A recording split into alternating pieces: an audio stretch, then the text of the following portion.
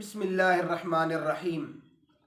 میرے محترم سامعین و ناظرین، آج جو میں آپ کی خدمت میں مسئلہ پیش کروں گا وہ یہ ہے کہ میت کے گھر جب ہم تعزیت کے لیے جاتے ہیں تو میت کے اہل خانہ سے میت کی کن الفاظ میں تعزیت کی جائے اور ان کے سامنے کون سے الفاظ بولے جائیں کہ جو ہمیں بولنے چاہیے۔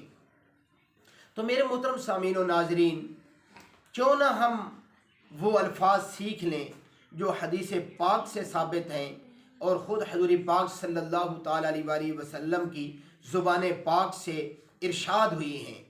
تو اس کا فائدہ یہ ہوگا کہ ایک تو ہمیں تعزیت کا بھی ثواب ملے گا اور دوسرے نمبر پر ان الفاظ کے بولنے کا بھی ثواب ملے گا، تو صحیح طور پر تعزیت کرنے کا حق ادا ہو جائے گا، کیونکہ یہ معاملات تو روزانہ کی بنیاد پر پیش آتے رہتے ہیں۔ ہر دوسرے تیسرے روز جو ہے ہم کسی نہ کسی عزیز دوست کی تعزیت کے لیے جا رہے ہوتے ہیں۔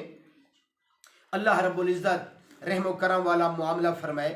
تو میرے محترم سامعین و ناظرین، آئیے ہم وہ الفاظ سیکھتے ہیں جو حضور پاک صلی اللہ تعالیٰ علیہ وآلہ وسلم تعزیت کے موقع پر اپنی زبان مبارک سے ارشاد فرماتے تھے میت کے اہل خانہ کو تسلی دینے کے لیے۔ تو فرمایا وہ الفاظ یہ ہیں: اعظم اللہ اجرک و احسن جزاک و غفر لمیتک۔ پھر سن لیجئے، اعظم اللہ اجرک و احسن جزاک و غفر لمیتک۔ تو میرے محترم سامعین و ناظرین، ان الفاظ کا مطلب یہ ہے کہ اے میت کے اہل خانہ، جو آپ کو غم اور رنج پہنچائے، صدمہ پہنچائے، اللہ اس پر آپ کو بہت زیادہ اجر عطا فرمائے اور اللہ پاک آپ کو تسلی اور حوصلہ عطا فرمائے، اور اللہ تعالیٰ آپ کے عزیز اور آپ کے قریبی اور رشتہ دار کی مغفرت فرمائے اور اللہ پاک اسے اپنے قرب و جوار میں جگہ عطا فرمائے۔ یعنی یہ وہ الفاظ ہیں۔ یہ الفاظ آپ عربی میں بھی کہہ سکتے ہیں، اردو میں بھی کہہ سکتے ہیں، پنجابی میں بھی کہہ سکتے ہیں، لیکن مفہوم یہی ہونا چاہیے، کیونکہ ہم وہاں جا کر کے طرح طرح کی باتیں کر رہے ہوتے ہیں۔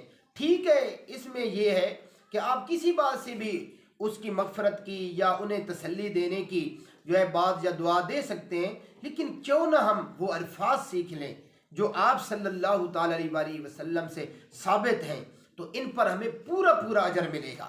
تو میرے محترم سامعین و ناظرین، آپ حضرات کی خدمت میں گزارش ہے کہ آپ اگر چاہتے ہیں کہ ہم تک مستند دینی مسائل، شرعی مسائل پہنچتے رہیں، تو ہمارے اسلامی چینل ذوق السلام کو ابھی ضرور سبسکرائب فرما لیجئے۔